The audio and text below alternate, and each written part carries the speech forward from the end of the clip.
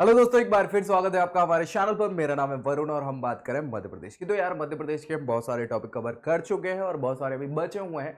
तो इस वीडियो में हम जो बात करने वाले हैं वो बहुत ही इंपॉर्टेंट टॉपिक है। क्यों है भाई? क्योंकि मध्य प्रदेश की जातियां, जनजातियों की हम यहाँ पे बात करने वाले हैं। और भैया, इस मामले में मध्य प्रदेश अपना अलग ही स्थान रखता है और बहुत सारे क्वेश्चंस यहाँ से डायरेक्टली बनते हैं।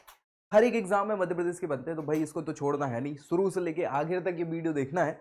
दोस्तों में शेयर करना जरूर भूलना नहीं है। क्यों भैया? उनका भी भला हो जाए। और चैनल सब्सक्राइब करना है ताकि मध्य प्रदेश की पूरी तैयारी आपकी इसी चैनल पर हो जाए। तो चलिए स्टार्ट कर लेते हैं, देरी ना करते हुए। थोड़ा सा लंबा जरूर हो जाएगा वीडियो, लेकिन भैया धैर्य बनाए रखना, पूरा देखना है, ठीक है। चलो, तो मध्य प्रदेश में अनुसूचित जाति और जनजाति की हम यहाँ पे बात कर रहे हैं। मतलब अनुसूचित जाति जिसको शेड्यूल्ड कास्ट कहा जाता है और जनजाति शेड्यूल्ड ट्राइब हो जाती है, ठीक है। SC एंड ST हम यहाँ पर मध्य प्रदेश में बात करने वाले हैं। तो सबसे पहले ये देख लीजिए मैप। यहाँ पर विशेष जनजातियां जो है मध्य प्रदेश की, वो यहाँ पर आप देख पा रहे होंगे।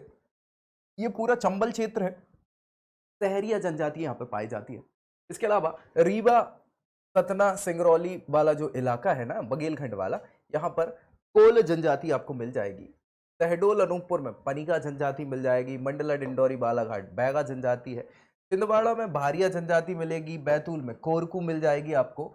और बियास सबसे बड़ी जनजाति भील जनजाति आपको झाबुआ, अलीराजपुर में मिल जाएगी। तो ये प्रमुख जनजातियां हैं और भी हैं इनकी उपजातियां और सारी चीजें जिन पे हम यहाँ पे डिस्कस करने वाले हैं। तो बहुत बढ़िया।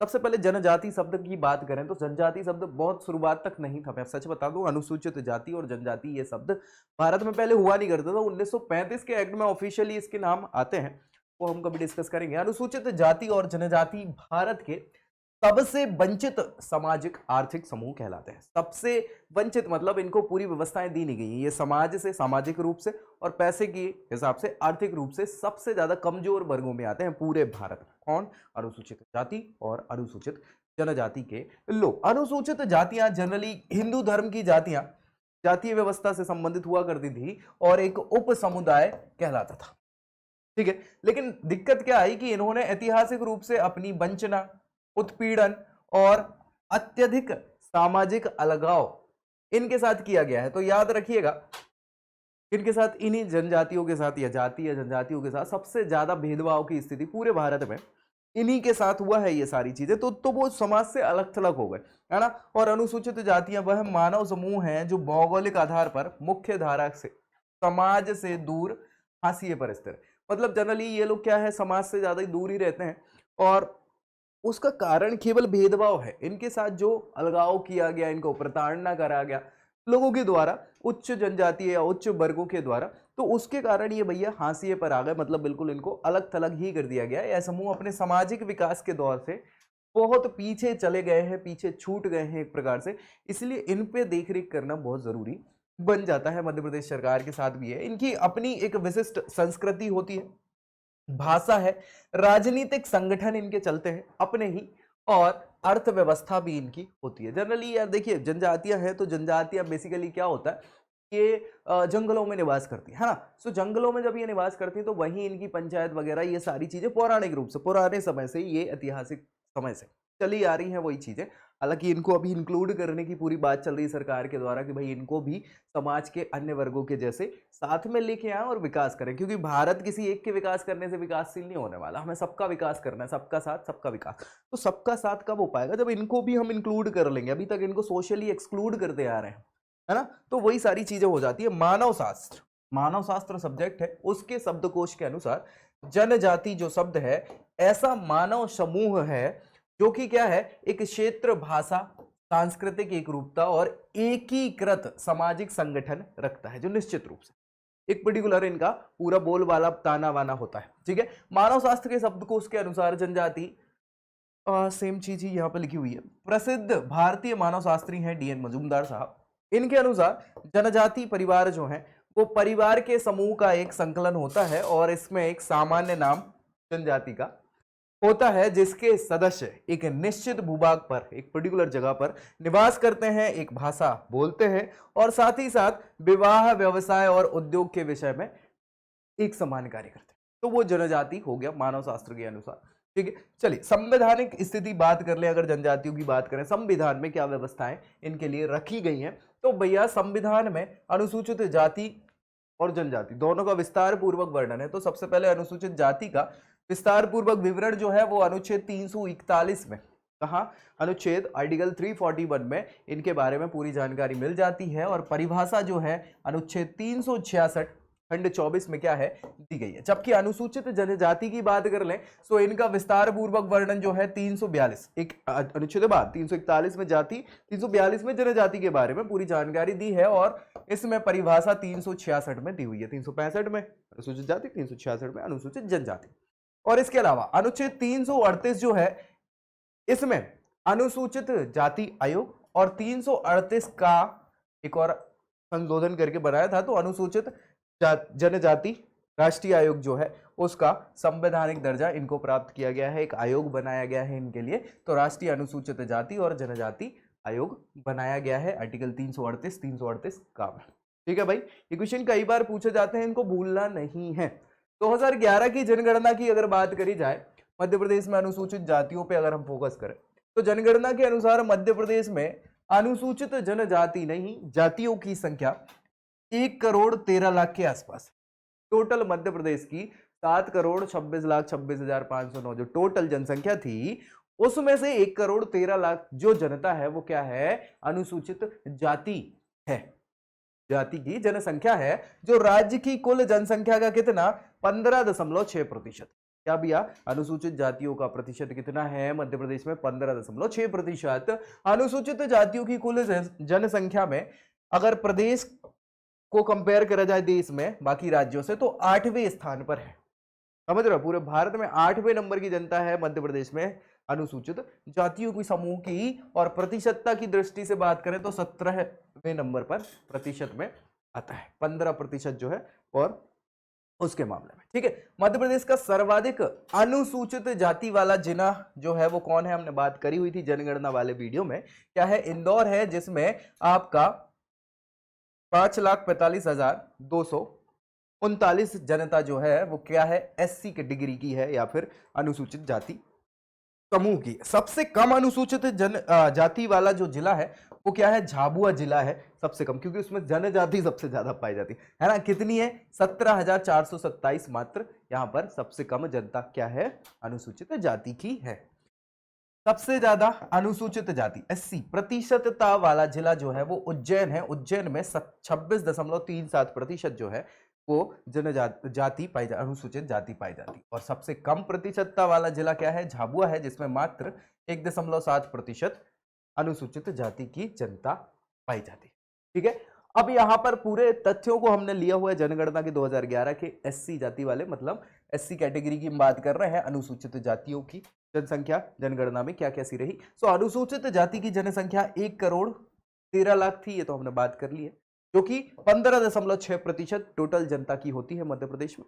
और भैया अनुसूचित जाति के लोग जो गांव में रह रहे हैं वो कितने हैं इसमें, इस 1,13,00,000 में 82,68,000 के करीब गांव में एससी रह रहे हैं, है ना, अनुसूचित जाति की जनता है। और शहरों में 30,74,000 के आसपास ये जनता पाई जा रही है। कुल अनुसूचित जातियों में ग्रामीण जनसंख्या का प्रतिशत जो है वो कितना है 73% है, और शहरी जनसंख्या का 27%। ठीक है भाई, अनुसूचित जाति जनसंख्या घनत्व की अगर बात करी जाए तो 37 प्रति वर्ग किलोमीटर अनुसूचित जनजाति, मतलब 1 वर्ग किलोमीटर में 37 अनुसूचित जाति के लोग मिल जाएंगे आपको। ठीक है भाई, अनुसूचित जाति की जनसंख्या में और बात करें तो कुल अनुसूचित जातियां जो मध्य प्रदेश में हैं उनकी संख्या कितनी है 48 है। कितनी है 48 अनुसूचित जाति अलग अलग कैटेगरी में, मतलब एससी के अंतर्गत जिनको अनुसूचित किया गया है जातियों को 48 है ऐसी मध्य प्रदेश में। और भाई अनुसूचित जाति में साक्षरता दर की बात करें तो भैया 66.16%, ठीक ठाक है, बहुत खराब नहीं है, लेकिन इसको और बढ़ाना है। पुरुष साक्षरता दर इसमें बढ़ी हुई है, 66 में से 76%, 76.70% पुरुष पढ़े लिखे हैं, और महिलाएं थोड़ी सी कम है, 54.70% महिलाएं यहां पर साक्षर हैं अनुसूचित जाति में।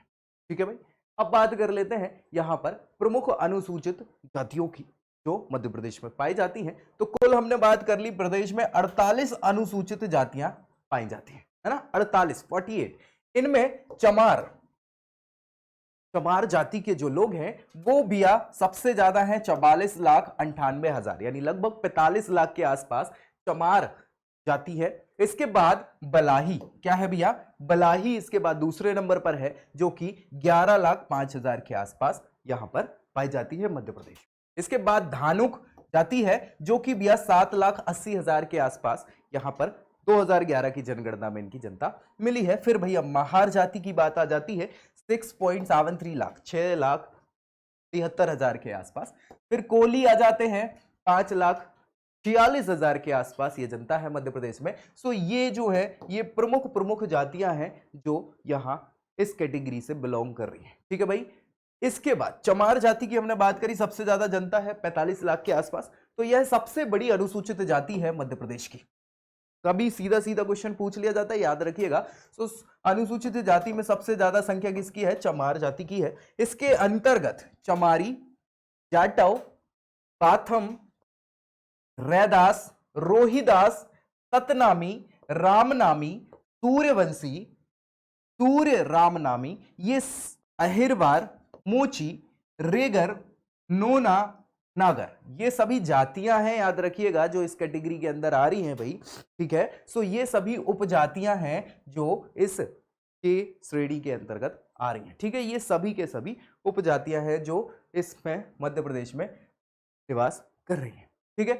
प्रदेश में राज्य अनुसूचित जाति आयोग, जो हमने बात कर ली थी आर्टिकल 338 के अंतर्गत, संविधान के अनुच्छेद 338 के अंतर्गत बनाया गया था। अनुसूचित जाति आयोग का गठन मध्य प्रदेश में 1995 में किया गया। कब किया गया, 1995 में किया गया। ये सीधा क्वेश्चन पूछा जाता है। आयोग में क्या है, 3 सदस्यीय मॉडल है आयोग, जिसमें 1 अध्यक्ष और 2 सदस्य होते हैं अशासकीय सदस्य, यानी 3 मेंबर की बॉडी है ये राष्ट्रीय तो नहीं, राज्य है ना, राज्य अनुसूचित जाति आयोग। आयुक्त होता है एक अनुसूचित जाति का। विकास आयोग के पदेन सदस्य जो है वो होते हैं पदेन सदस्य आयुक्त। इसके अलावा वर्तमान में अगर बात करें, अध्यक्ष साहब हैं कौन, श्री भूपेंद्र आर्य साहब जो है ये भैया इस राज्य अनुसूचित जाति आयोग के अध्यक्ष कौन, श्री भूपेंद्र आर्य जी। ठीक है भाई, याद रखिएगा, ये सीधे क्वेश्चन पूछे जा चुके हैं।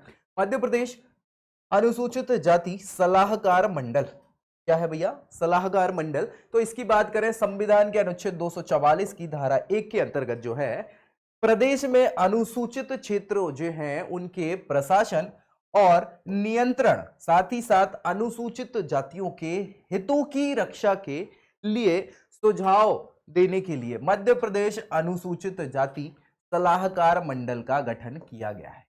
ठीक है भाई, अनुसूचित जातियों की यहां पर हितों की रक्षा करने के लिए, उनमें सुझाव देने के लिए ये सलाहकार मंडल जो है मध्य प्रदेश अनुसूचित जाति सलाहकार मंडल, इसका गठन किया गया है अनुच्छेद 244 की धारा 1 के तहत, याद रखिएगा। ठीक है भाई। इसके अध्यक्ष मुख्यमंत्री होते हैं और उपाध्यक्ष अनुसूचित जाति कल्याण विभाग के जो मंत्री महोदय हैं वो इसके उपाध्यक्ष होते हैं। अनुसूचित जाति सलाहकार मंडल में टोटल 25 सदस्य होते हैं। कितने सदस्य होते हैं, 25 सदस्य होते हैं, याद रखिएगा, ये क्वेश्चन पूछा जा चुका है।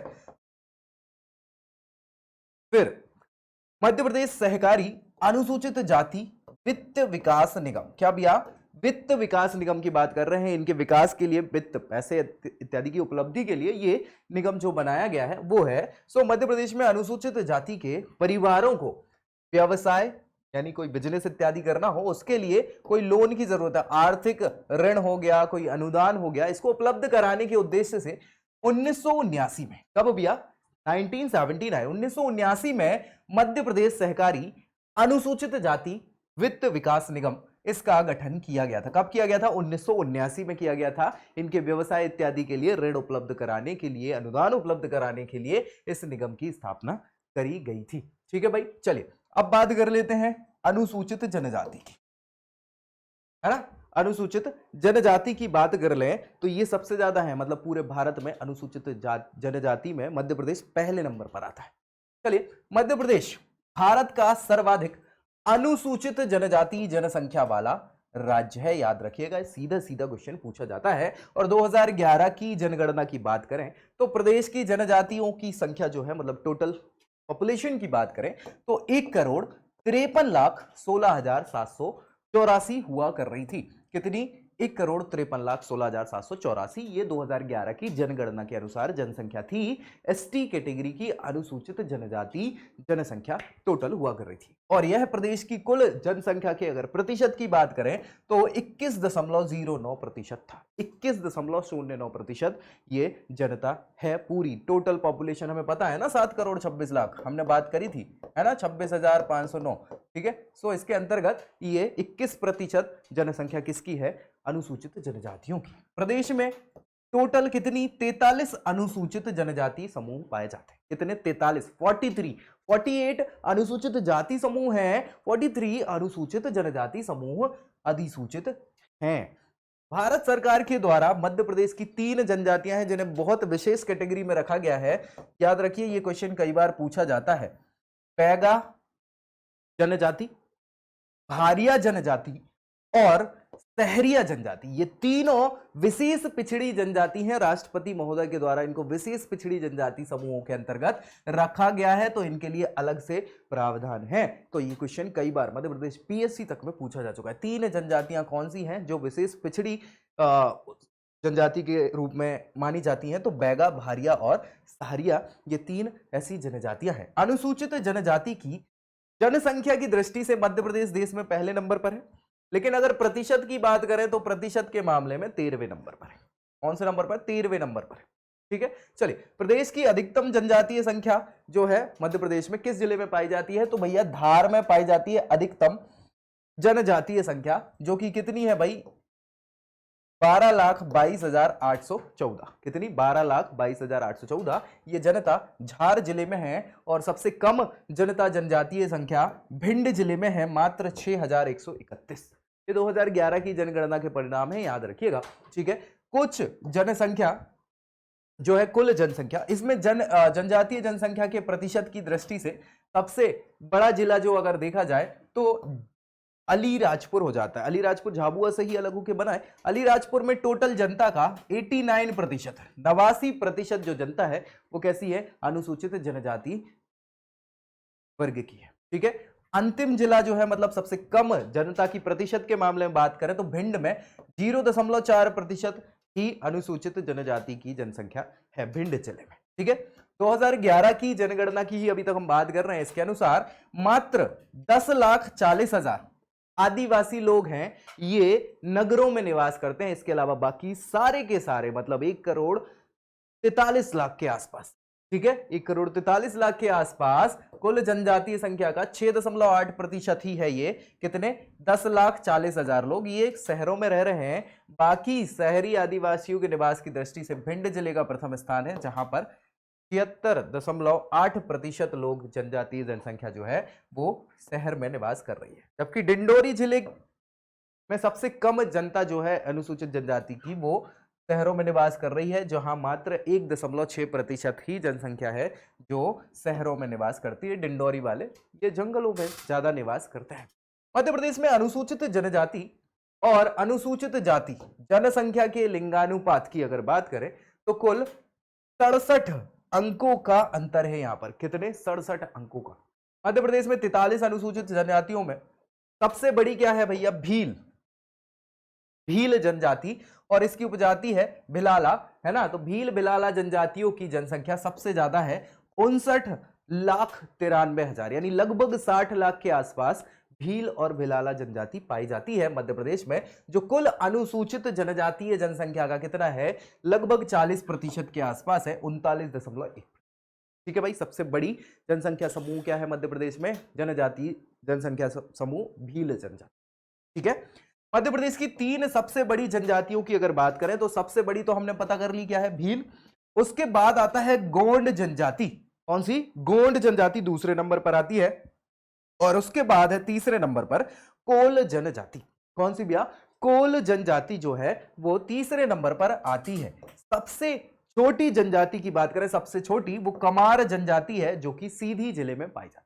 कमार जनजाति सबसे छोटी जनजाति है, सबसे कम है इनका प्रतिशत, वो कमार जनजाति जो सीधी जिले में पाई जाती है। जनसंख्या के आधार पर भारत की सबसे बड़ी जनजातियां अगर देखें तो भील, गौड़ और संथाल है। पूरे भारत में सबसे बड़ी जनजातियों में सबसे ज्यादा अगर जनजाति है तो वो भील पाई जाती, जो मध्य प्रदेश में भी सबसे ज्यादा है। उसके बाद गोंड पाई जाती, जो मध्य प्रदेश में दूसरे नंबर पर। फिर संथाल है, संथाल परगना आपने नाम सुना होगा, ये बिहार वाला झारखंड वाला इलाका है, ठीक है, जहां पर संथाल जनजाति पाई जाती। चलिए, मध्य प्रदेश आदिम जाति मंत्रणा परिषद। आदिम जाति मंत्रणा परिषद ये क्या है? एक प्रकार की परिषद है, काउंसिल है, ठीक है। 1957 में आजादी के 10 साल बाद संविधान के अनुच्छेद 244(1) के अंतर्गत प्रदेश के अनुसूचित क्षेत्रों में प्रशासन, नियंत्रण और अनुसूचित जनजातियों के हितों का संरक्षण करने के लिए और सुझाव देने के लिए मध्य प्रदेश आदिम जाति मंत्रणा परिषद का गठन किया गया था, ठीक है। जैसे अनुसूचित जाति मंडल का किया गया था ना, वैसे ही आदिम जाति मंत्रणा परिषद का गठन किया गया था, जिसका 8 सितंबर 2014 को फिर से पुनर्गठन कर दिया गया। तब 8 सितंबर 2014 को पुनर्गठित इसको कर दिया गया है। जनजातीय संस्थानों की बात करें तो मध्य प्रदेश में जनजाति संग्रहालय है भोपाल में स्थित। ट्राइबल म्यूजियम आपने सुना होगा नाम, बहुत ही फेमस है, कि भोपाल में स्थित है और देश का पहला आदिवासी संचार केंद्र, आदिवासी संचार केंद्र झाबुआ जिले में स्थित किया गया है। साथ ही साथ इंदिरा गांधी आदिवासी विश्वविद्यालय अमरकंटक है ना, इंदिरा गांधी ट्राइबल यूनिवर्सिटी जो है ये सेंट्रल यूनिवर्सिटी है, अमरकंटक अनूपपुर में स्थित करी गई है। तो ये जनजातीय संस्थान है जो मध्य प्रदेश में स्टैब्लिश किए गए हैं। मध्य प्रदेश आदिवासी वित्त और विकास निगम, जो कि मध्य प्रदेश अनुसूचित जाति विकास निगम था वैसे ही से, तो मध्य प्रदेश आदिवासी वित्त विकास निगम, मध्य प्रदेश आदिवासी वित्त विकास निगम क्या है? इसकी स्थापना कंपनी अधिनियम 1956 इसकी धारा 25 के अंतर्गत कब करी गई थी? 29 सितंबर 1994 को करी गई थी। कब? 29 सितंबर 1994 को करी गई थी। और इसका काम क्या है? इसका काम है जनजातीय समाज का आर्थिक, सामाजिक, शैक्षणिक इन सभी चीजों में विकास करने के लिए और उनका शोषण समाप्त करना और उन्हें गरीबी रेखा से ऊपर उठा के मेन स्ट्रीम में लाना, लोगों बागों के साथ लेके आना इसका प्रमुख काम है, ठीक है। तो चलिए अब हम जनजातियों की बात कर लेते हैं। सबसे पहले सबसे बड़ी जनजाति जो है भील जनजाति है। ये क्वेश्चन सबसे ज्यादा मध्य प्रदेश के एग्जाम्स में इनसे रिलेटेड पूछे जाते हैं, तो इनको बिल्कुल भूलना नहीं है। भील शब्द की उत्पत्ति जो है संस्कृत भाषा के शब्द भिल्ल से हुई है। किससे हुई है? भिल्ल से। और ये कई बार क्वेश्चन आ चुका है, याद रखिएगा, भिल्ल, ठीक है। संस्कृत भाषा का शब्द है भिल्ल, या द्रविड़ शब्द है बील। क्या है भैया? बील। द्रविड़ मतलब दक्षिण भारत का ये जो शब्द है बील, इससे बना है और इसका अर्थ होता है धनुष। क्या होता है? धनुष। तो भील जनजाति के लोग धनुष रखते हैं, ठीक है भैया। धनुर्विद्या में ये निपुण होने के कारण इन्हें भील कहा गया है। क्या कहा गया है? भील कहा गया है। धनुर्विद्या में ये निपुण होते हैं। और मध्य प्रदेश की सबसे बड़ी जनजाति भील जनजाति है, जो प्रदेश के धार, झाबुआ, अलीराजपुर, बड़वानी, खंडवा, गुना इन जिलों में निवास करते हैं। भील जनजाति मध्य प्रदेश के अतिरिक्त राजस्थान, महाराष्ट्र, गुजरात इन राज्यों में भी पाई जाती है। कौन सी? भील जनजाति मध्य प्रदेश के अलावा राजस्थान, महाराष्ट्र, गुजरात इन राज्यों में भी पाई जाती है और भारत की सबसे बड़ी जनजाति समूह है। यह जनजाति जो है वो प्रोटो ऑस्ट्रेलॉइड, किसकी बात कर रहे हैं? प्रोटो ऑस्ट्रेलॉइड, ये मानव की प्रजातियां हैं, उससे बिलोंग कर रहे हैं। प्रोटो ऑस्ट्रेलॉइड मानव जाति की प्रतिनिधित्व करने वाली ये जनजाति है और भीली भाषा बोलती है। भील जनजाति का विस्तृत वर्णन के लिए टीवी नायक ये महोदय हैं, इन्होंने एक पुस्तक लिखी है द भील्स स्टडी। इसमें इन्होंने पूरी की पूरी विस्तृत जानकारी भील जनजाति के बारे में टीवी नायक साहब ने द भील्स स्टडी इस पुस्तक में करी हुई है। भील जनजाति की बहुत सारी उपजातियां भी हैं, जिनकी अगर बात करें तो भैया भीलों की उपजातियों में भील में भीली आता है, भिलाला आता है, बरेला आता है, पटलिया आता है, रथियास, बेगास, उमड़ी, ये सभी की सभी उपजातियां हैं, भील जनजाति की उपजातियां हैं, ठीक है। कौन कौन सी? भीली, भिलाला, बरेला, पटलिया, रथियास, बेगास, ठीक है। याद रखना है, सीधे क्वेश्चन पूछे जाते हैं मध्य प्रदेश पीएससी तक में ये क्वेश्चंस पूछे जा चुके हैं। और इन उपसमूहों में सबसे बड़ा उपसमूह जो है वो भिलाला है। क्या है भैया? भिलाला सबसे बड़ा उपसमूह है भील जनजाति का, ठीक है। और स्वयं को महाराणा प्रताप का वंशज ये मानते हैं। कौन? भिलाला उपजाति के लोग जो है ये खुद को महाराणा प्रताप का वंशज मानते हैं। और उमड़ी उपजाति जो है, उमड़ी उपजाति, ये भीलों की अन्य उपजातियों में सबसे खराब स्थिति में है, दयनीय स्थिति में है। ये कहां रहती है? जो गुना में, शाजापुर और इसके आसपास पाई जाती है, ठीक है। ये सबसे खराब स्थिति में है भीलों की उपजाति। कौन सी? उमड़ी उपजाति, ठीक है भाई। यह जाति इस्लाम धर्म को मानती है। भील जनजाति जो है इस्लाम धर्म को मानती है, ठीक है भाई। व्यावसायिक आधार पर अन्य उपजातियों की अगर हम बात करें, व्यावसायिक आधार पर अन्य उपजातियों की बात करें तो मदबी, वदबो, भगत, मदबी, वदबो और भगत, इस जाति का व्यक्ति जो है भील जाति का सबसे पवित्र व्यक्ति माना जाता है। यानी भील जनजाति में भी उप श्रेणियां हैं, ऊंच नीच यहां भी हैं। तो भील जाति में मदवी, बदबो और भगत, इनको विशेष महत्व दिया जाता है। ये पवित्र लोग, पंडित जी टाइप के लोग माने जाते हैं, है ना। पुजारो, इस जाति के व्यक्तियों को क्या है भैया? औषधि और रोगों के उपचार में विशेष ज्ञान होता है। किसमें? भील जनजाति में जो पुजारो जाति के लोग हैं भैया, पुजारो लोग होते हैं, इनको औषधि और रोगों के इलाज का बहुत ज्यादा ज्ञान होता है, याद रखिएगा। कोटवार, कोटवार जो लोग होते हैं ये भीलों के गांव का प्रशासन करते हैं, यानी कि ये मुखिया होते हैं, एक प्रकार से प्रशासनिक अधिकारी कोटवार होते हैं भीलों में, याद रखिए, ठीक है। पिथोरा, पिथोरा, ठीक है। पिथोरा जो है ये विश्व प्रसिद्ध पिथोरा चित्रकारी होती है, जिसके लिए बहुत ज्यादा फेमस, ये सीधे सीधे क्वेश्चन पूछे जा चुके हैं। पिथोरा चित्रकला किस में फेमस है? तो भील जनजाति के ये प्रसिद्ध चित्रकला है पिथोरा कला, जिसको कहा जाता है। तड़बी, तड़बी जो है, तड़बी भैया, इसमें भीलों को मुस्लिम भील भी कहते हैं। तड़बी भील जो है वो मुस्लिम भील है, ठीक है। तो ये अलग अलग यहां पर कैटेगराइजेशन है जिनसे सीधे क्वेश्चन पूछ लिए जाते हैं, याद रखिएगा।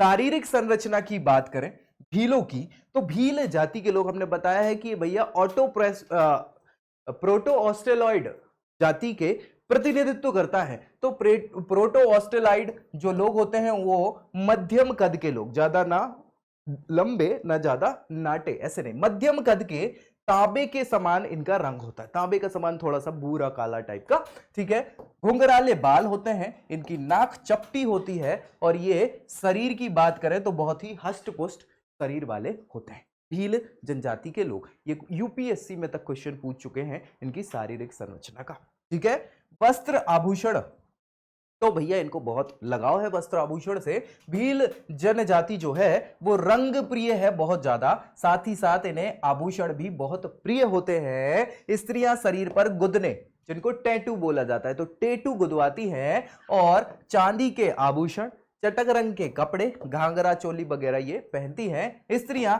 अंगरखा नामक वस्त्र भी धारण करती हैं। पुरुष कानों में क्या है? कुंडल पहनते हैं, याद रखिएगा, चांदी की बालियां, हाथ में कड़े पहनते हैं, आभूषण, धोती, बंडी, सिर पर चमकदार पगड़ी भी होती है। और भैया युवा भील जो है वो बांसुरी भी बहुत अच्छी बजाते हैं, शौकीन होते हैं बांसुरी बजाने के।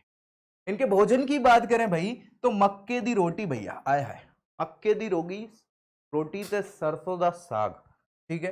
ताड़ी की तो भैया कोई बात ही नहीं है, ताड़ी और ज्वार, ठीक है। ये प्रिय भोजन है किसका? भीलों का। गर्मी के दिनों में ताड़ी और महुआ की शराब का सेवन ये करते हैं। ताड़ी और महुआ की शराब का सेवन गर्मी के दिनों में ये करते हैं। और कड़कनाथ प्रजाति का जो मुर्गा, जिसको जीआई टैग मिल चुका है भैया मध्य प्रदेश में, ठीक है, इसका शिकार करते हैं।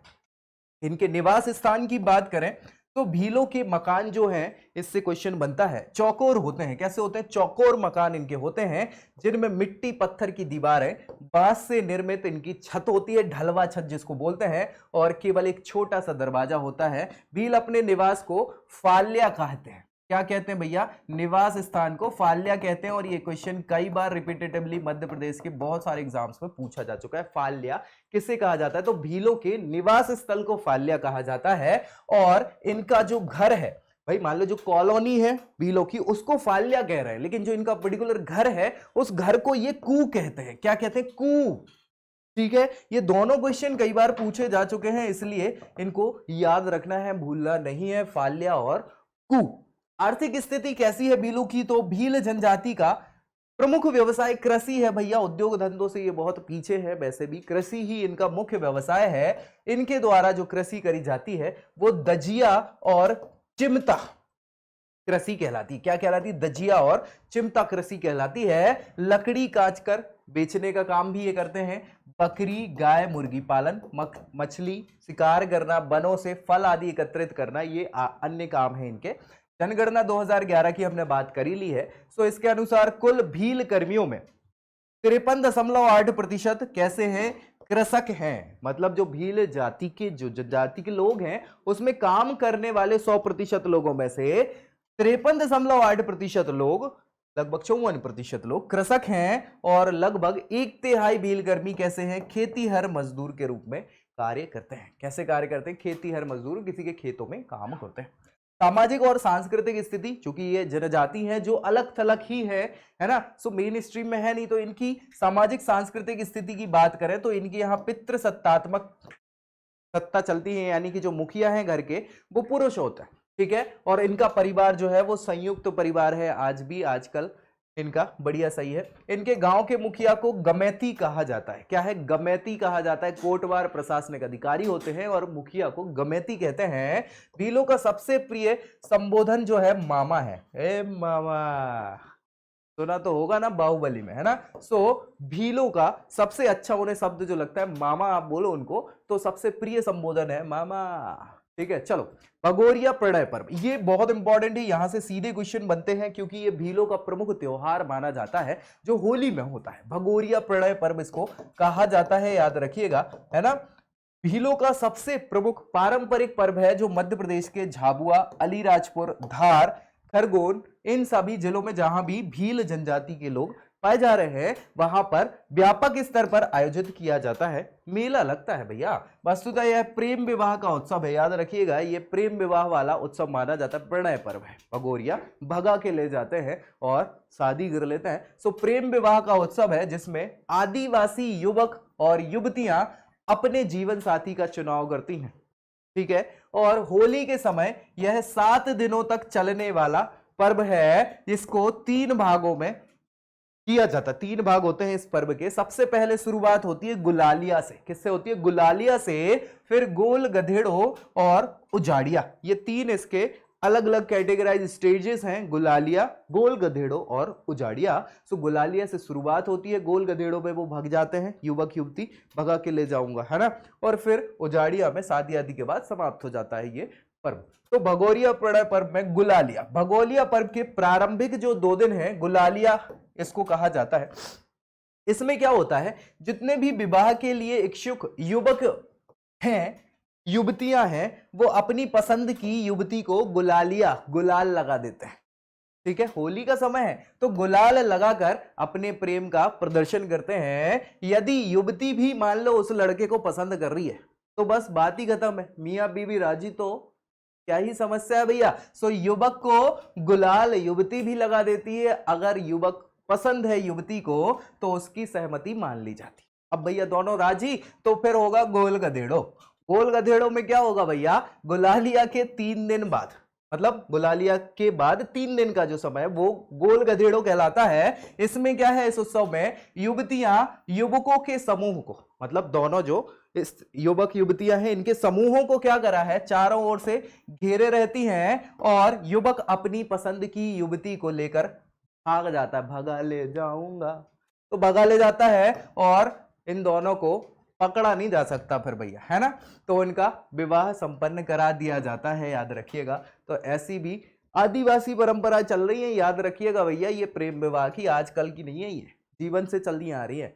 ठीक है, फिर भैया अब युवती को भगाने के स्थान पर क्या है, अब नहीं ज्यादा चलता, तो अब तो भैया परिवार मान जाते हैं ठीक है, सो वो सहमति से विवाह कर देते हैं।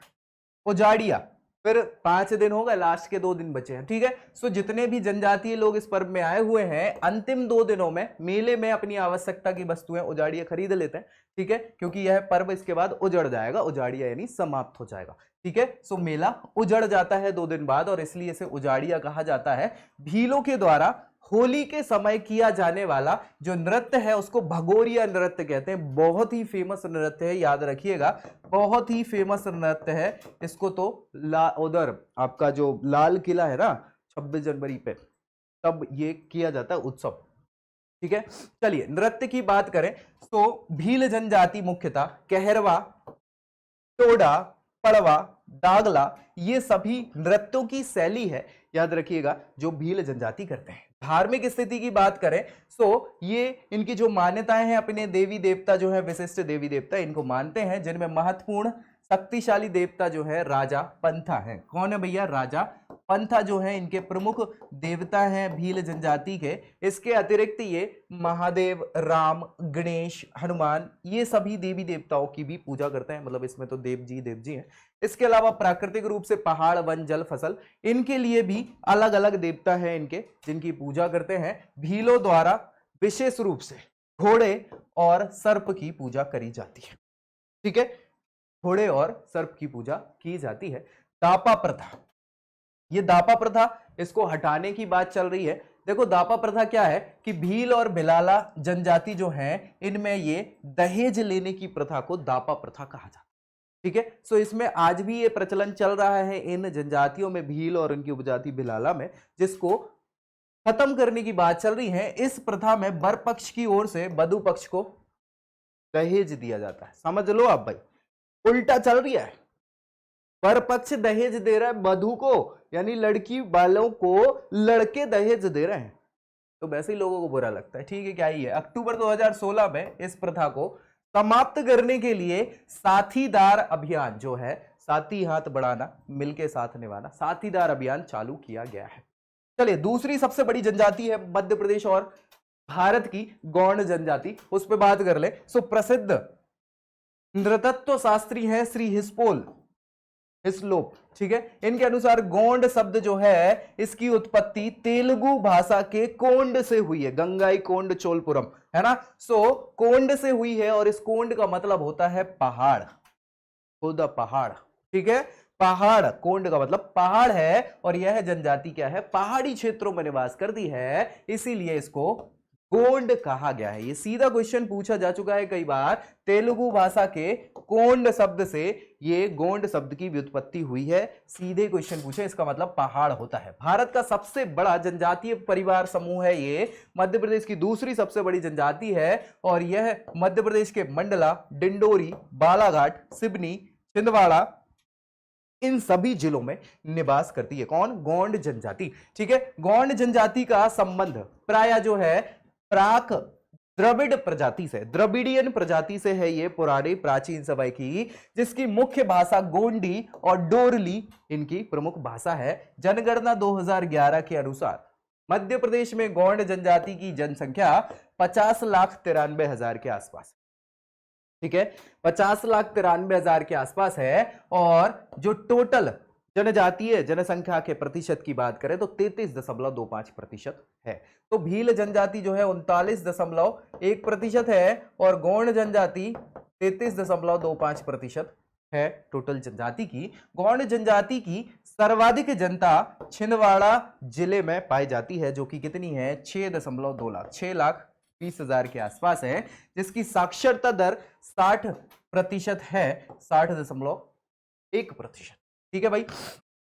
सामाजिक स्थिति की बात करें, सामाजिक और सांस्कृतिक स्थिति, तो विवाह की में, यहां पर विवाह में विधवा विवाह और बहु विवाह, ये दोनों विवाह जो है प्रचलित हैं गौंड जनजाति में। इसके अतिरिक्त दूध लौटावा, ये क्वेश्चन कई बार पूछा जाता है, याद रखिएगा, बहुत सारे एग्जाम्स में पूछा जा चुका है। चूंकि ये केवल मध्य प्रदेश की जनजाति नहीं है, ये भारत भर की सबसे बड़ी जनजाति है, तो दूध लौटावा प्रथा चलता है इनके यहाँ पे विवाह की पद्धति में। दूध लौटावा का मतलब क्या है कि भाई यहाँ पर बुआ मामा वाला जो सिस्टम है, वहां भी शादी हो जाती है, मौसी में, मामा के यहाँ, ऐसी शादी हो जाती है। दूध लौटावा प्रथा उसको कहते हैं।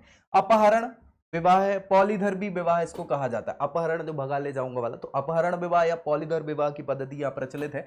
इसमें अंतर विवाह और बहिर्विवाह, यानी कि अदर कास्ट वाला जो सिस्टम है ना, वो अंतर जाति और बहिर्जाति विवाह, इसको थोड़ा सा कठोरता से लिया जाता है। अंतर जाति विवाह में करो कोई समस्या नहीं है, अंतर जाति नहीं, सॉरी, मतलब अदर कास्ट में नहीं करो, आप खुद की कास्ट में करो तो ज्यादा समस्या नहीं है। दूध लौटावा प्रथा जो बहुत इंपॉर्टेंट है, इसके अंतर्गत बुआ और मामा, बुआ और मामा में समझ रहे हैं ना, तो ये तो भाई होते हैं जनरली, तो बुआ मामा के लड़के लड़कियां आपस में विवाह कर लेते हैं।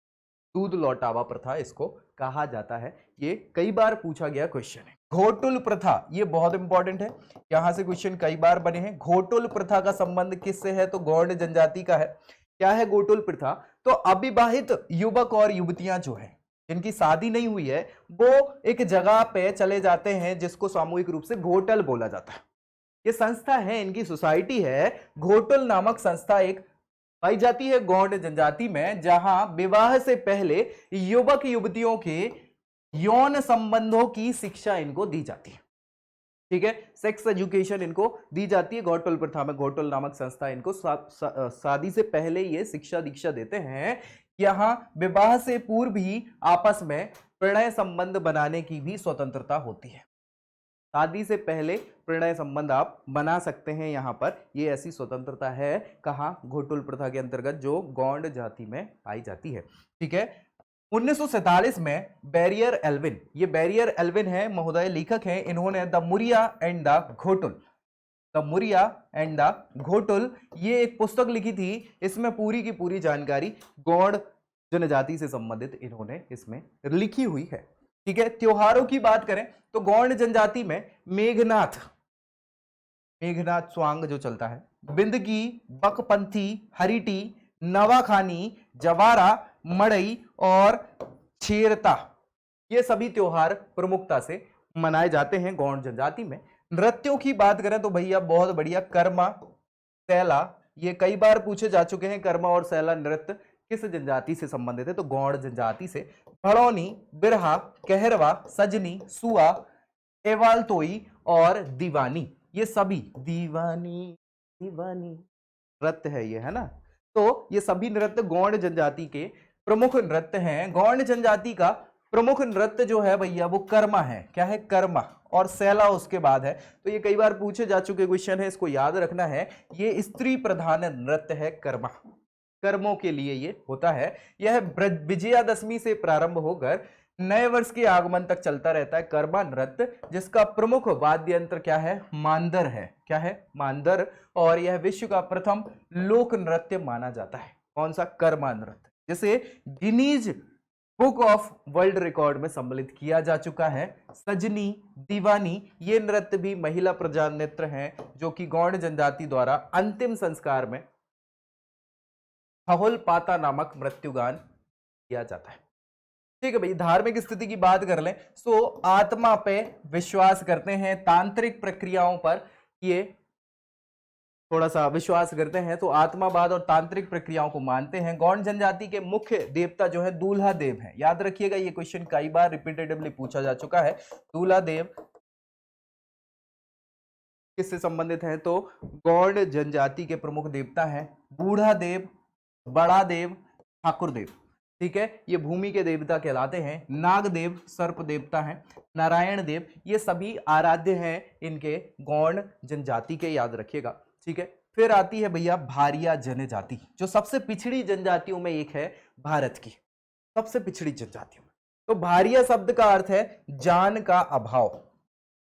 इसका अभाव, जान का अभाव है भारिया को। और यह जनजाति भार ढोने का काम करती है, इसीलिए इसको भारिया कहता है। भार ढोती थी, ठीक है, इसलिए भारिया कहा गया। और भूमिया नाम से भी इनको जाना जाता है, भूमिया भी कई जगहों पर कहा जाता है। यह प्रदेश की सर्वाधिक पिछड़ी जनजाति है, जो छिंदवाड़ा, सिवनी, मंडला इन जिलों में रहती है। छिंदवाड़ा तो प्रमुखता ये यहीं रहती, छिंदवाड़ा में। जनजाति भरनौती बोली बोलती है। कौन सी? भरनौती, भारिया भरनौती। ठीक है, इसकी अगर बात करें तो भारिया जनजाति का छोटा सा समूह छिंदवाड़ा जिले के पातालकोट जगह, ये बहुत इंपॉर्टेंट है भैया, यहां से कई बार क्वेश्चन बन चुके हैं। पातालकोट एक्सप्रेस भी चलती है। पातालकोट नामक जगह है छिंदवाड़ा में, वहां पर निवास करती आ रही है सदियों से, है ना। पातालकोट का अर्थ समझ ही पा रहे होंगे ना, पाताल को घेरने वाला पर्वत या किला। तो भैया पर्वत ऐसे घिरे पड़े हैं वहां पे और नीचे ये लोग रहते हैं पर्वतों से, ठीक है। सो 1981 की जनगणना में पातालकोट में भारिया जनजाति को जंगलियों के भी जंगली कहा गया। क्या कहा गया? जंगलियों के भी जंगली इनको कहा गया। भारिया गोंडों को अपना अग्रज, अग्रज मतलब होता है बड़ा भाई, तो बड़ा भाई मानते हैं गोंडों को, और यह जनजाति अपना पूर्वज किसको मानती है? कर्णदेव को मानती है। राजा कर्णदेव को अपना पूर्वज मानती है, उनके ये वंश से संबंधित है, ठीक है। सामाजिक सांस्कृतिक स्थिति की बात करें भारिया जनजाति की, तो मुखिया जो है भारिया जनजाति का, उसको पटेल कहा जाता है। क्या कहते हैं? पटेल कहते हैं। और अन्य प्रमुख सदस्य जो हैं भुमला, पडिहार और कोटियार होते हैं। क्या होते हैं? कोटियार भारिया जनजाति में। विवाह की बात करें तो भारिया जनजाति में सगोत्रीय विवाह जो है ये वर्जित है। एक ही गोत्र के विवाह नहीं होते हैं, और इनमें मामा बुआ इनके पुत्र पुत्रियों के आपस में विवाह हो जाते हैं। दूध लौटावा प्रथा क्योंकि गौड़ जनजाति में भी पाई जाती, तो उनके ही तो छोटे भाई हैं, तो यहां भी दूध लौटावा चलता है। इनमें चूड़ी प्रथा भी प्रचलित है, और इसके अलावा मगनी विवाह, लमसेना विवाह, ये पूछा जाता है, लमसेना विवाह, राजी बाजी विवाह, विधवा विवाह, ये सभी विवाह यहाँ पर प्रचलित हैं भारिया जनजाति में। नृत्यों की बात करें तो बिया, सैथ, भेतम, कर्मा, सैला, भाड़म, अहराई, बिरहा नृत्य है ये सभी नृत्य प्रचलित हैं। इसके युवा ग्रह भी होते हैं जिसे रंगभंग कहा जाता है। जैसे घोटुल होते हैं ना कहाँ? गोंड जनजाति में जो उनके युवा ग्रह हैं, वैसे ही भारिया जनजाति में रंगभंग इनको कहा जाता है, युवा ग्रह को। धार्मिक स्थिति की बात करें तो बिदरी पूजा, नवाखानी, दिवाली, यात्रा, ये सभी पर्व यहाँ पर मनाए जाते हैं। नेक्स्ट है बैगा जनजाति। ये भी भैया भारिया जनजाति जैसी बहुत पिछड़ी जनजातियों में से एक है भारत की। तो मध्य प्रदेश में पाई जाने वाली बैगा जनजाति भारत सरकार द्वारा घोषित 3 पिछड़ी जनजातियों में से एक है, जो कहाँ रह रही है? मंडला, डिंडोरी, शहडोल, बालाघाट, सिवनी, इस क्षेत्र में पाई जाती है, ठीक है। द्रविड़ समुदाय की ये भी जनजाति है और प्रोटो ऑस्ट्रेलाइड प्रजाति का प्रतिनिधित्व करती है। बैगा जनजाति भूमिया जनजाति की उपशाखा है, वही भारिया भूमिया जिसको बोल सकते हैं, वही क्या है? यहाँ बैगा उपजाति है। बैगा शब्द का मतलब होता है पुरोहित। क्या होता है? पुरोहित। और इसलिए इनको पंडा भी कहा जाता है। क्या कहा जाता है? पंडा भी इनको कहा जाता है। किसको? बैगा जनजाति के लोगों को। बैगा ग्राम पुरोहित होने के साथ साथ चिकित्सक भी होते हैं। जो पुरोहित है ना वो चिकित्सक भी होता है, ठीक है। और इस जनजाति का विकसित रूप जो है बिजबार कहलाता है। क्या कहलाता है? बिजबार, बिजहाबार भी बोलते हैं, बिजबार बोलते हैं एक्चुअली, ठीक है। जनगणना 2011 के अनुसार मध्य प्रदेश में बैगा जनजाति की संख्या जो है 4,15,000 के आसपास थी, जो राज्य की कुल अनुसूचित जनजाति संख्या का 2.71% हुआ कर रही थी, ठीक है भाई। बैरियर एल्विन यही वो हैं जिन्होंने वो बुक लिखी हुई है बैगा जनजाति पर, द बैगा नामक एक पुस्तक लिखी हुई है। किसने? बैगा, द बैरियर एल्विन ने, ठीक है। उपजातियों की बात करें तो बैगा जनजाति की प्रमुख उपजातियों में नरौतिया, भरौतिया, बिजबार, रायमैना, कठमैना, ये नाहर, ये सभी उपजातियां हैं। किसकी? बैगा जनजाति की। याद रखना, सीधे क्वेश्चन पूछे जाते हैं। इनकी सामाजिक और सांस्कृतिक स्थिति की बात करें तो बैगा जनजाति में पंचायतन व्यवस्था होती है, जिसमें 5 प्रकार के जो पंचायतन, पंच सरपंच वाला था, पंच जो है इसमें मुकद्दम, दीवान, समरथ, कोटबार और दवार, ये पंचों के नाम है जो क्या करते हैं? पूरा देख रेख करते हैं, प्रशासनिक देगा। मुकद्दम इनका क्या होता है? मुखिया होता है। और जनजाति के गांव को पूर्वा कहा करते हैं। इनकी सुरक्षा करने वाले व्यक्ति को कोटवार कहते हैं। और पुरोहित का काम क्या है? पुरोहित का जो काम करते हैं उसको बेवाद कहा जाता है। जनजाति जो है पितृ सत्तात्मक है और संयुक्त परिवार के रूप में ये रहते हैं, तो बहुत अच्छी बात है। बैगा जनजाति में विवाह की बात करें तो समगोत्रीय विवाह नहीं होते हैं। इनमें नाना और नातिन, नानी और नाती के विवाह भी हो जाते हैं। समझ रहे हैं ना? ठीक है भैया। इसमें वधु मूल्य का प्रचलन है, वधु का मूल्य दिया जाता है, यानी कि दहेज देना पड़ता है। बाल विवाह नहीं चलता। और मगनी या चढ़ विवाह उठना विवाह, चोर विवाह, पैठुल विवाह, लमसेना विवाह, ये उधारिया विवाह, ये सभी प्रथाएं जो हैं विवाह की यहाँ पर चलती हैं। कहाँ पर? बैगा जनजाति के अंतर्गत। बहुत बढ़िया। नृत्य की बात कर लें तो प्रमुख नृत्यों में रीना, कर्मा, परधौनी, तुआ, सैला, दशहरा, ददरिया, ये सभी प्रमुख नृत्य हैं जो बैगा जनजाति में करे जाते हैं। धार्मिक स्थिति की बात करें तो बैगा जनजाति के जो लोग हैं वो आत्मा के अस्तित्व को मानते हैं। साथ ही साथ प्रमुख देवता इनके बूढ़ा देव हैं। और भैया बीमारियों से रक्षा के लिए दूल्हा देव की और गांव की भूमि के लिए ठाकुर देव की पूजा करते हैं। सबसे आराध्य ये वृक्ष जो है वो साज का कहलाता है। इसके समाज में जमीन पर हल चलाना, महिलाओं द्वारा हल को स्पर्श करना, ये सारी चीजें प्रतिबंधित है। महिलाएं हल को नहीं छू सकती और जमीन पर हल नहीं चलाया जाता। ठीक है, तो ये सारी चीजें बैगा जनजाति में प्रतिबंधित है। नेक्स्ट है कोल जनजाति। कोल जनजाति ये अत्यंत पिछड़ी जनजातियों में तो नहीं है, लेकिन हाँ इनकी स्थिति भी है। मध्य प्रदेश की तीसरी सबसे बड़ी जनजाति है कोल जनजाति, जिसकी 22 उपशाखाएं हैं। कितनी है भैया? 22 उपशाखाएं हैं। यह ऑस्ट्रिक परिवार की जनजाति है, जिसे मैक्स मूलर ने कोल या कोलारियन कहा था। क्या कहा था? कोलारियन कहा था। इस जाति का उल्लेख रामायण में, महाभारत में, इनमें भी मिल जाता है। और मुंडारी कोल वर्ग की प्रमुख जनजाति है। इसका मूल निवास स्थान रीवा के बद्री राजा क्षेत्र के कुराली के नाम पर कोल हो गया। ठीक है, को माना जाता है। कोल जनजाति के लोग चंद्रवंश के गांधार पुत्र कोल को अपना पूर्वज मानते हैं। चंद्रवंशी गांधार पुत्र कोल। ठीक है, प्रदेश में यह जनजाति मुख्यतः रीवा, सतना, सीधी, शहडोल, ये पूरा इलाका है, बघेलखंड वाला क्षेत्र, वहां पर निवास करती है।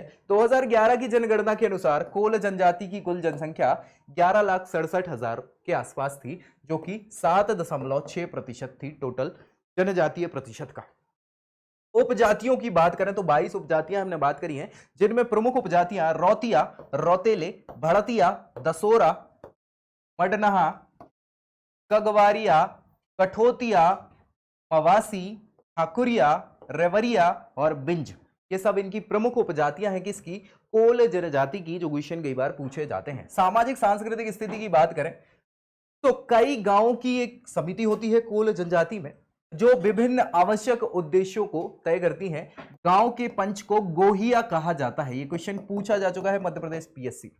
ठीक है, जो अपनी विवादों का समाधान करते हैं। और कोल जनजाति की विवाह पद्धति हिंदुओं के समान होती है। इनमें बहु विवाह का प्रचलन है, बहुत सारे विवाह कर सकते हैं, पर्दा प्रथा इत्यादि नहीं चलती। ठीक है, नृत्य की बात करें तो जनजाति कोल और दहका ये दो नृत्य करती है, तो अच्छी बात है। धार्मिक स्थिति, जादू टोना पर ये लोग विश्वास करते हैं कोल जनजाति के लोग। फसलों की रक्षा के लिए सूर्य, चंद्रमा, पवन, इंद्र, इनकी पूजा के साथ साथ गंगा, यमुना इत्यादि नदियों की भी पूजा करते हैं कोल जनजाति के। फिर है भैया कोरकू जनजाति। कोरकू जनजाति भैया इंपॉर्टेंट जनजाति है बिल्कुल। कोरकू का मतलब होता है मानवों का समूह। क्या होता है? मानवों का समूह जो है, इसका शाब्दिक अर्थ होता है कोरकू का। और यह जनजाति सतपुड़ा पर्वत के क्षेत्र में निवास करती है। मध्य प्रदेश के होशंगाबाद, बैतूल, छिंदवाड़ा, सिवनी, इन जिलों में कोरकू जनजाति पाई जाती है। और प्रोटो ऑस्ट्रेलाइड प्रजाति के मानव समूहों का प्रतिनिधित्व करती है यह जनजाति। कोरकू जनजाति मुंडा या कोलैरियन जनजाति की एक शाखा है। कोलैरियन मतलब कोल, मुंडा उसमें ही अलग। सो इसकी एक शाखा है जो राजपूतों को अपना पूर्वज मानती है, कोरकू जनजाति। ठीक है भाई। उपजातियों की बात करें कोरकू जनजाति की तो बोबई, पठारिया, दुलारिया, मुतासी, बबारी, रूमा, नाहाला, बुडोया, ये सभी कोरकू जनजाति की उपजातियां हैं। सामाजिक सांस्कृतिक स्थिति की बात करें कोरकू जनजाति की तो पितृसत्तात्मक संयुक्त परिवार होते हैं आम तौर पे। कोरकू जनजाति के दो वर्ग हैं, राजकोरकू और पोथरिया। राजकोरकू और पोथरिया कोरकू। राजकोरकू जो है ये भूस्वामी वर्ग के होते हैं, बड़े लोग होते हैं राजकोरकू। ठीक है, और उनकी सामाजिक स्थिति अच्छी होती है। और भाई साहब जो उनके अलावा लोग हैं उनको क्या कहा जाता है? पोथरिया कोरकू कहा जाता है। विवाह पद्धति की बात करें तो समगोत्रीय विवाह नहीं होते हैं यहाँ पे। वधु मूल्य मिलता है। वधु मूल्य मतलब जो लड़का देता है पैसे, ठीक है। सो उस राशि से पंचायत को दे दी जाती है वो राशि। इसका अंतर्गत चिथौड़ा विवाह, विधवा विवाह, हट विवाह, राजाबाजी विवाह, लमजना विवाह, ये सभी प्रचलित हैं। त्योहारों की बात करें तो चैत्र वैसाख में गुड़ी पड़वा, अक्खा तीज, देव दशहरा जो ज्येष्ठ में पड़ता है, फिर डोडावड़ी श्रावण में, जितौरी पड़ती है, भाद्रपद में पाली पड़ती है, अश्विन में फिर दशहरा पड़ता है, कार्तिक में दिवाली होती है और फागुन में होली होती है। तो ये बेसिक त्योहार जो हैं तो जनरली मनाए जाते हैं, वो इनके यहाँ भी मनाए जाते हैं। धार्मिक स्थिति की बात करें तो हिंदू देवी देवताओं सूर्य, चंद्रमा, शिव जी, मेघनाथ जो है वो इनसे बहुत ज्यादा फायदा है, क्योंकि मेघनाथ ने बचाया था कोरकू जनजाति को, तो वो पूछते हैं तब से, ठीक है। मुर्दा देव की पूजा करी जाती है। मुख्य देवता जो है डोंगर देव हैं, भटा देव कहलाते हैं। बलि चढ़ाने के लिए मुर्गे और सुअर को पालते हैं। यह जनजाति मृतक को दफनाती है और उसकी स्मृति में एक स्तंभ का निर्माण कर देती है, जिसे सिडोली प्रथा कहा जाता है। क्वेश्चन पूछा जा चुका है, सिडोली प्रथा क्या कहलाती है? तो ये सिडोली प्रथा है, मृतकों को दफनाकर उनके ऊपर वही लगा देते ना अपन, वो मील का पत्थर टाइप का, है ना, उसको बोलते हैं स्तंभ लगा देते हैं, तो वही सिडोली प्रथा।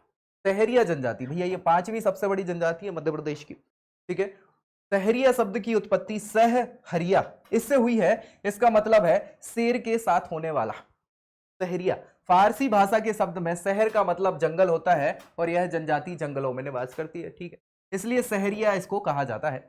जनसंख्या की दृष्टि से मध्य प्रदेश की 5वीं सबसे बड़ी जनजाति है सहरिया जनजाति, जो मुख्य रूप से चंबल क्षेत्र में, ग्वालियर, शिवपुरी, मुरैना, गुना, है ना, ग्वालियर चंबल वाला क्षेत्र, वहां निवास करती है। विशेषता ये पिछड़ी जनजातियों में से एक है।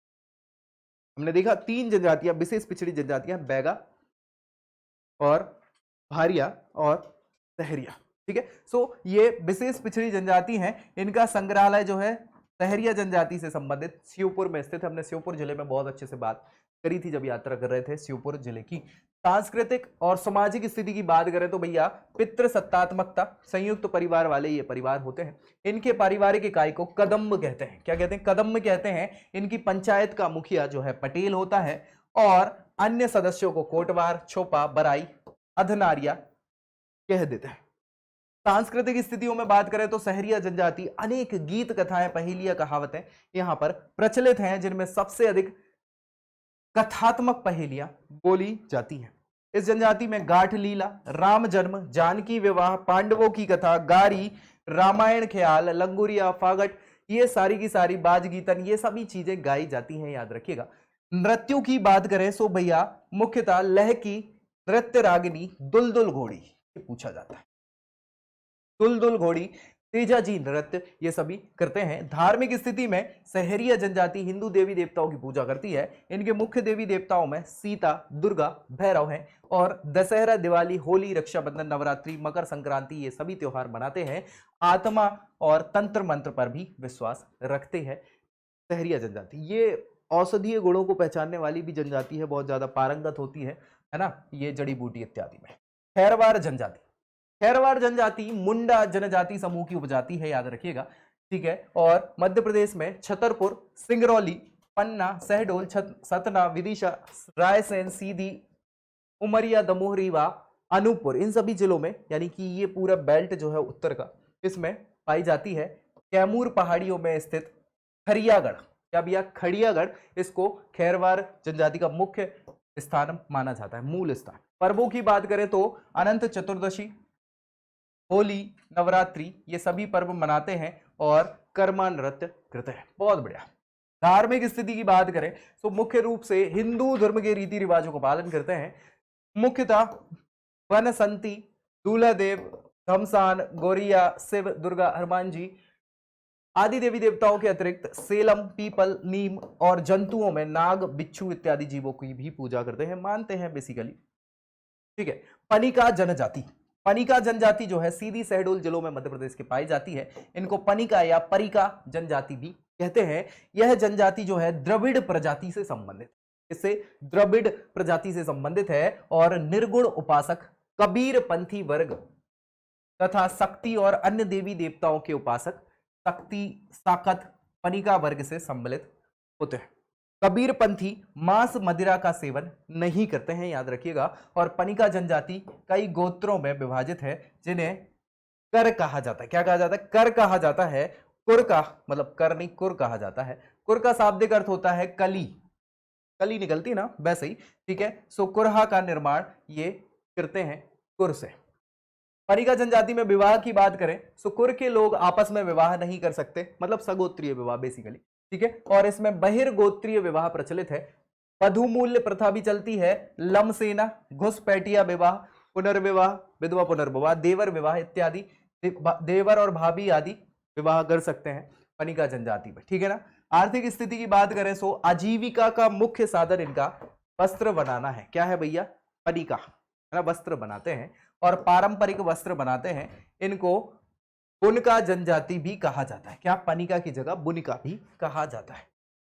भोजन में बात करें तो पेज, मूंग, उड़द, चावल ये इनका मुख्य भोजन है। पनिका समाज धार्मिक स्थिति में हिंदू देवी देवताओं के साथ साथ सूर्य, चंद्र, दूलादेव, बूढ़ी माता, मराई माता, हल्का बार, इन सभी की पूजा करते हैं। और एक वर्ग सबों को दफनाता है। शक्ति, साकत, पनिका सबों को जलाते हैं और अस्थि विसर्जन करते हैं, ठीक है। उर्राव जनजाति, उर्राव जनजाति, हो उर्राव इत्यादि, ये भैया ये छोटा नागपुर वाली जनजातियां हैं, ठीक है। सो उर्राव जनजाति भाषा के आधार पर द्रविड़ वर्ग की मानी जाती है। ये लोग स्वयं को कुरुक कहते हैं।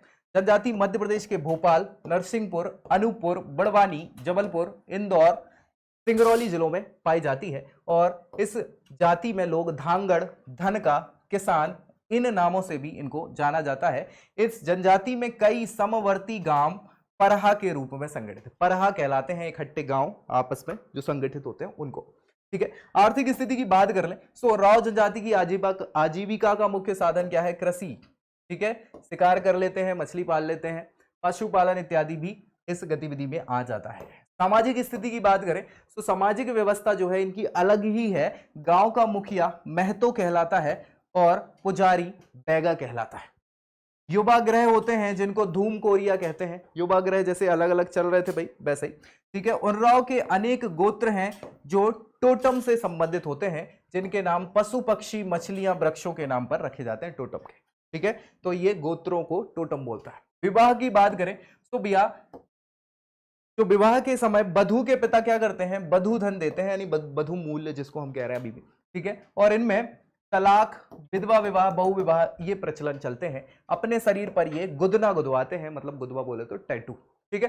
धार्मिक स्थिति की बात करें तो उर्राव के लोग प्रमुख देवता जो है धर्मेश है। कौन है? धर्मेश है, जो सूर्य देवता का ही रूप है। और महादेव की भी पूजा ये लोग करते हैं उर्राव जनजाति के लोग। नृत्यों की बात करें तो सरहुल, घुड़िया, डंडा, कर्मा ये इनके प्रमुख नृत्य हैं जो उर्राव जनजाति के लोग करते हैं। अब बात आती है बंजारा जनजाति की, है ना।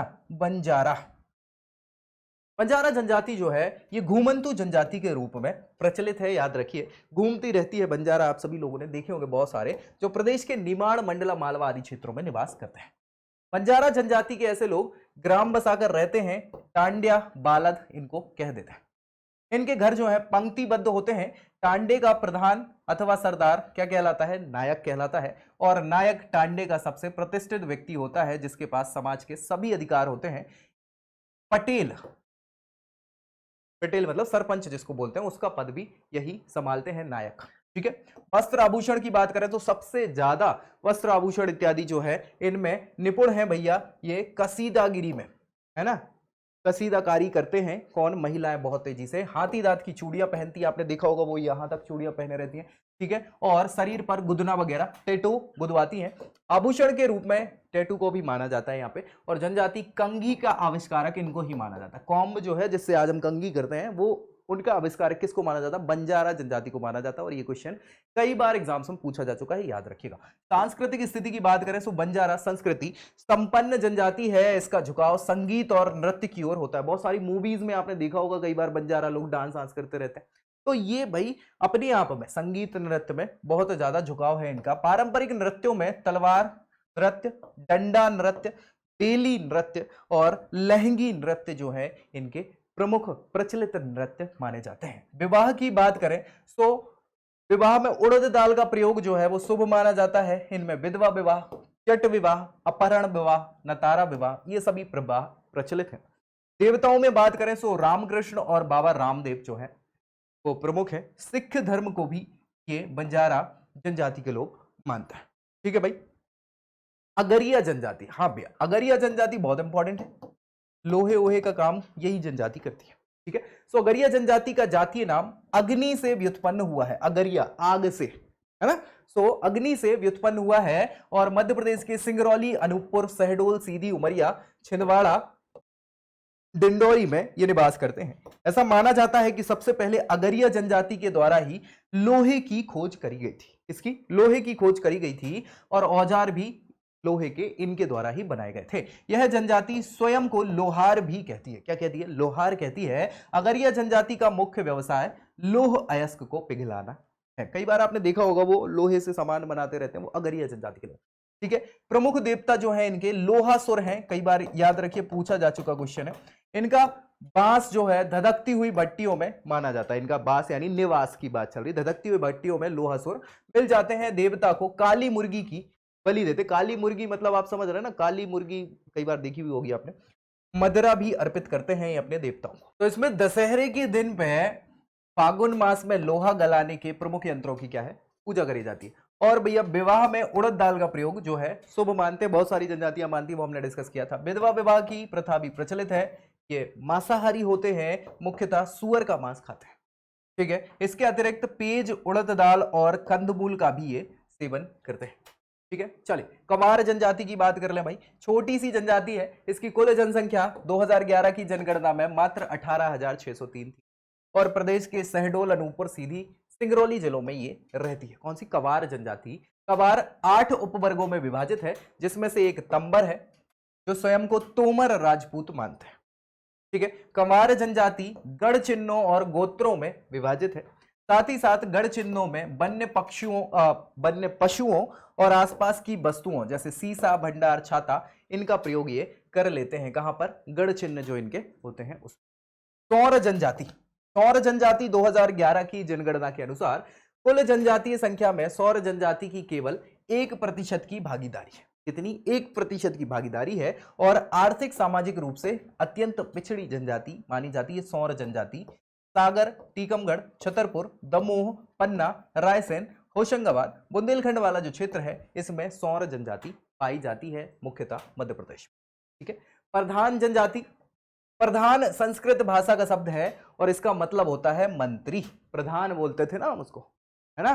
बिल्कुल ठीक है। सो गोंड राजाओं के ये मंत्री हुआ करते थे प्रधान जनजाति के लोग। प्रधान को पटरिया भी कहा जाता है। यह जनजाति पूर्वी सतपुड़ा क्षेत्र मतलब नर्मदा घाटी, बघेलखंड क्षेत्र इसमें पाई जाती है। प्रधान मातृभाषा इनकी गोंड जनजाति के ही है, तो गोंडी है जिसका संबंध द्रविड़ भाषा परिवार से है। प्रधान गाथावाचक होते हैं, गाथा गाते हैं, कथावाचक। ठीक है। और इनकी आजीविका का साधन संगीत है। ये गोंड राजाओं के प्रशस्ति गायक भी हुआ करते थे। गायक इत्यादि गोंड राजाओं के दरबार में ये हुआ करते थे। मवासी जनजाति 2011 की जनगणना की बात करें तो मवासी जनजाति की कुल जनसंख्या 1,09,180 है और राज्य की कुल जनसंख्या का 0.71%। मध्य प्रदेश में मवासी जो जनजाति है वो छिंदवाड़ा, होशंगाबाद, भोपाल, पश्चिमी निमाड़ और आसपास के जिलों में पाई जाती है। माझी जनजाति। क्या भैया? माझी जनजाति 2011 की जनगणना के अनुसार माझी जनजाति की कुल जनसंख्या 0.33% है, जो कि 50,655 है। माझी जनजाति ग्वालियर, रीवा, भोपाल, भिंड, मुरैना, जबलपुर, दतिया, इंदौर, श्योपुर जिलों में पाई जाती है।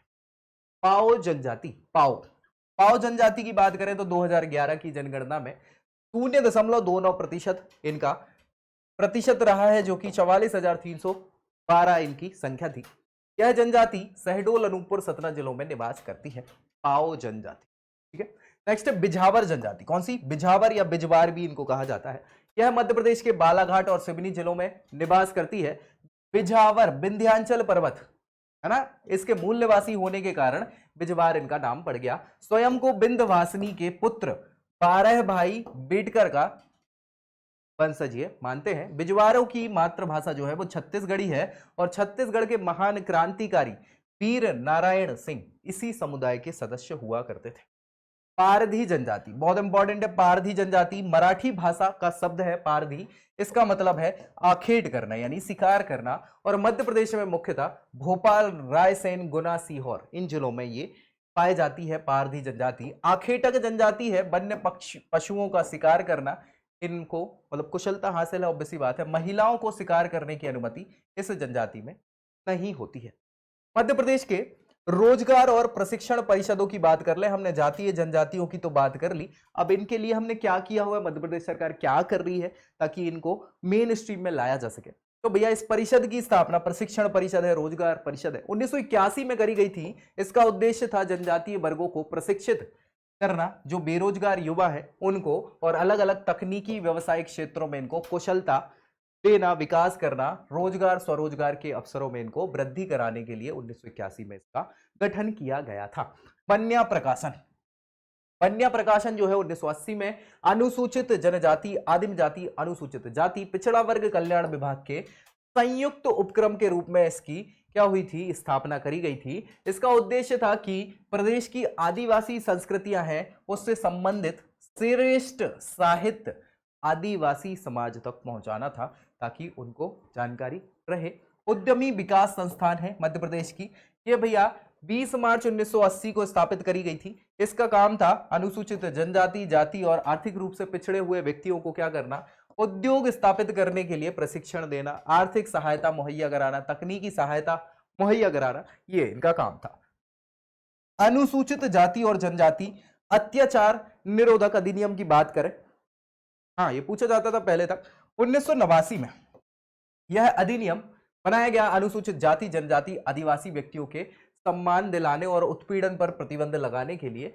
भारतीय संसद की अनुसूचित जाति जनजाति अत्याचार निवारक या निरोधक अधिनियम 1989 को 16 अगस्त 1989 को पारित किया गया था।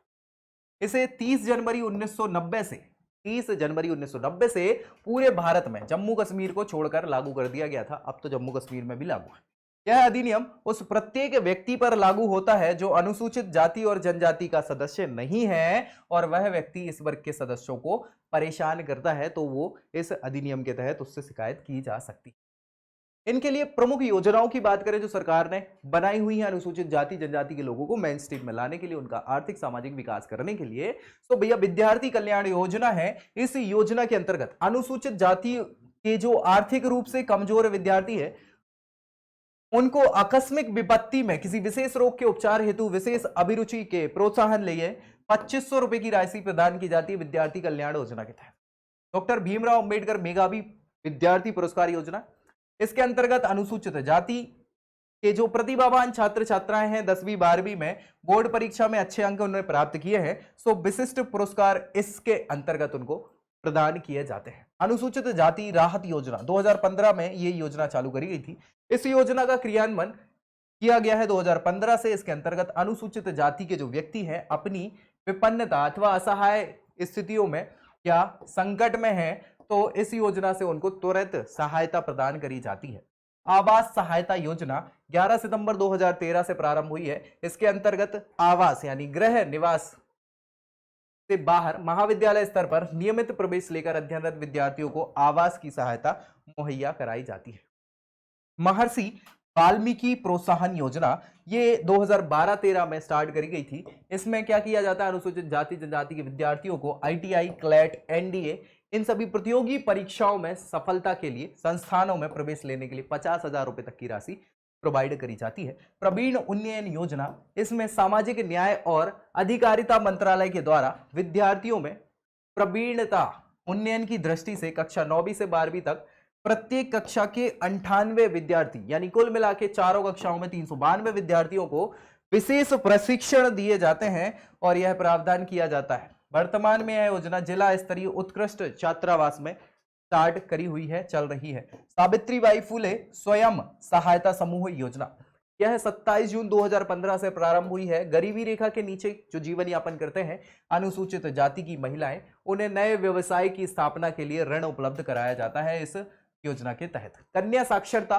प्रोत्साहन योजना, इस योजना को 2006-7 में प्रारंभ किया गया था। अनुसूचित जनजाति की जो छात्राएं हैं उन्हें विद्यालयों में अधिक से अधिक प्रवेश लेने और निरंतर शिक्षा ग्रहण करने के लिए प्रोत्साहित करना इसका प्रमुख उद्देश्य था। इसके अंतर्गत 11वीं कक्षा में प्रवेश लेने वाली छात्राओं को 3,000 रुपए प्रोत्साहन राशि दी जाती है। मुख्यमंत्री युवा स्वरोजगार योजना, 11 अगस्त 2014, ये कई बार क्वेश्चन सीधा पूछा जा चुका है कि युवा स्वरोजगार योजना कब स्टार्ट करी गई थी। तो 11 अगस्त 2014 को इसका स्टार्ट किया गया था। मुख्य उद्देश्य था मार्जिन, यानी कि जो दूर है हाशिए पर जो लोग बाग हैं उनको सहायता करना, सब्सिडी प्रोवाइड कराना, ऋण गारंटी, लाभार्थियों को प्रशिक्षण और उद्यमिता के लिए प्रोत्साहित करना इस योजना का प्रमुख उद्देश्य था। मुख्यमंत्री कौशल उन्नयन प्रशिक्षण योजना, ये 2012-13 में प्रारंभ करी गई थी। इसके अंतर्गत अनुसूचित जाति के जो बेरोजगार शिक्षित युवा है उनको विशेष गुणवत्ता युक्त प्रशिक्षण देना, कार्यक्रमों के माध्यम से रोजगार उपलब्ध कराना इत्यादि इसका प्रमुख काम था। मुख्यमंत्री आर्थिक कल्याण योजना 1 अगस्त 2014 को स्टार्ट करी गई थी। इसका उद्देश्य अनुसूचित जाति के गरीबी रेखा से नीचे के जो हितग्राही है उनको कम लागत में उपकरण और कार्यशील पूंजी उपलब्ध कराना। डॉक्टर श्यामा प्रसाद मुखर्जी छात्रवृत्ति योजना 2010 से लागू है और भैया गरीबी रेखा के नीचे जो जीवन यापन करने वाले परिवार हैं जिन्होंने 12वीं कक्षा बोर्ड परीक्षा में 80% से ज्यादा अंक प्राप्त किए हैं उन्हें छात्रवृत्ति और फीस की प्रतिपूर्ति, पैसे वापस हो जाते हैं, जो भी फीस दी थी वो देना इस योजना के अंतर्गत था। पुरस्कारों की बात करें भैया तो जनजाति और जातियों के लिए मध्य प्रदेश सरकार के क्या क्या पुरस्कार हैं। बाबा साहब अंबेडकर स्मृति सम्मान पुरस्कार है, यह 1997 से स्टार्ट किया गया है। बाबा साहब अंबेडकर की जयंती पर 14 अप्रैल को दिया जाता है। इसमें 1 लाख रुपए नगद राशि, प्रशस्ति पत्र प्रदान किए जाते हैं। 2010-11 का पुरस्कार मुकेश टटवाल, इनको 2013-14 का पुरस्कार जय भगवान जाटव जो है इनको प्रदान किया गया था। इसके अंतर्गत संत कबीर पुरस्कार, संत कबीर पुरस्कार जो है आदिम जाति कल्याण विभाग जो है मध्य प्रदेश का, इसके द्वारा 2009 से स्टार्ट किया गया है। इसमें जो मध्य प्रदेश में रहने वाले अनुसूचित जातियों के विकास और कल्याण और सामाजिक उत्थान के उद्देश्य से राज्य शासन निजी व्यक्तियों की कला, उनकी साहित्यिक सेवा और योगदान को मान्यता, प्रोत्साहन, प्रतिष्ठा युक्त करने के लिए यह उद्देश्य से पुरस्कार दिया जाता है। 2013-14 में लीलाधर मंडलोई को इस साहित्य हेतु, शिव मूर्तिकार को अलीराजपुर के हैं ये कला हेतु, और राम स्वरूप मालती को रंग कर्म हेतु यह पुरस्कार से सम्मानित किया जा चुका है। संत रविदास स्मृति राज्य सेवा पुरस्कार, तो इस पुरस्कार की स्थापना 2005 में करी गई थी और शासन द्वारा पुरस्कार में क्या किया जाता है, जो मध्य प्रदेश में निवासरत अनुसूचित जाति के लोग हैं उनके विकास, कल्याण और सामाजिक उत्थान के उद्देश्य से जो कार्य करते हैं उन व्यक्तियों को सामाजिक संस्थाओं की सेवा और योगदान के लिए यह पुरस्कार प्रदान किया जाता है। ठीक है भाई। विष्णु कुमार अनुसूचित जाति सेवा सम्मान, ये 2010-11 से सेवा भारती के संस्थापक विष्णु कुमार जी की स्मृति में समाज सेवा के क्षेत्र में दिया जाता है ना। और भैया इस पुरस्कार से अनुसूचित जाति समुदाय के लोगों को निस्वार्थ सेवा के लिए उनके किए गए कार्यों के आधार पर ये दिया जाने वाला पुरस्कार है। तो भाई ये तो हो गए सारे पुरस्कार और उसकार, हर एक चीज हमने बहुत अच्छे से डिस्कस कर ली। आखिरी बार ये देख लो मध्य प्रदेश की जातियां, जनजातियां जिन पे हमने पूरा डिस्कस कर लिया। सहरिया जनजाति देख लो भैया, ये पूरा क्षेत्र है, ये सहरिया जनजाति यहाँ पाई जाती है। ये विशेष पिछड़ी जनजातियों में है, मध्य प्रदेश की 5वीं सबसे बड़ी जनजाति है। कोल जनजाति यहाँ पाई जाती है, 3री सबसे बड़ी जनजाति है। पनिका जनजाति सीधी सिंगरौली वाले क्षेत्र में पाई जाती है। अगरिया जनजाति भी यहाँ पाई जाती है। फिर भैया बैगा जनजाति जो है वो इस क्षेत्र में पाई जाती है। गौंड जनजाति यहाँ है। भारिया जनजाति सबसे पिछड़ी है। ठीक है भैया। इसके अलावा कोरगू जनजाति ये पाई जाती है। बंजारा जनजाति इस जगह पे पाई जा रही है। ठीक है। भील जनजाति ये है। सो अब भाई साहब आपको हमने एक एक डिस्कस कर लिया पूरी जनजातियों पर, एक एक चीज, उनके नृत्य, विवाह, उत्सव, सब सारी चीजों को हमने बहुत अच्छे से डिस्कस किया। अब मुझे नहीं लगता कि इसके अलावा कोई क्वेश्चन बनता है मध्य प्रदेश की अनुसूचित जाति जनजातियों से, और सारे के सारे क्वेश्चन हमने डिस्कस कर लिए हैं। अब हम क्वेश्चंस भी लेके आएंगे, बेफिक्र रहिए इसके बारे में। ठीक है। तो भाई अच्छी लगी हो तो लाइक कर देना है, दोस्तों में शेयर करना नहीं भूलना है। क्यों नहीं भूलना है? क्योंकि उनका भी भला हो जाए। चैनल सब्सक्राइब भी कर लेना है ताकि पूरी मध्य प्रदेश की तैयारी इस चैनल पर आपकी हो जाए। अगले वीडियो में अगले टॉपिक के साथ मिलेंगे, तब तक के लिए